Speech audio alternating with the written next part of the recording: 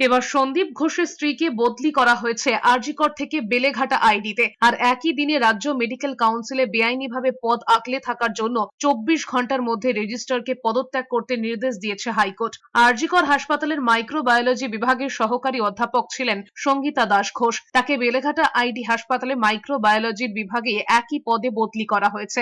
আরজিকরের চিকিৎসককে ধর্ষণ খুনের ঘটনার পরই প্রকাশ্যে আসে হাসপাতালের আর্থিক দুর্নীতির অভিযোগ। সেই মামলায় গ্রেফতার হন সন্দীপ ঘোষ। তারপর একে একে বিপ্লব সিং, আফসার আলী, সুমন হাজরা, আশিস পান্ডেকে গ্রেফতার করা হয়। এদিকে রাজ্য মেডিকেল কাউন্সিলের রেজিস্ট্রার মানুষ চক্রবর্তীকে পদত্যাগ করতে নির্দেশ দিয়েছে হাইকোর্টের প্রধান বিচারপতি। এর জন্য 24 ঘন্টার সময়ও বেঁধে দেওয়া হয়েছে। শুক্রবার বিকেল 5টার মধ্যে মানুষ চক্রবর্তীকে পদ থেকে সরে যেতে বলা হয়েছে। এই নির্দেশ না মানলে জোর করেই সরিয়ে দেওয়া হবে। বারবার চিকিৎসকদের একাংশ অভিযোগ তুলেছিলেন রেজিস্ট্রার পদের বিরুদ্ধে।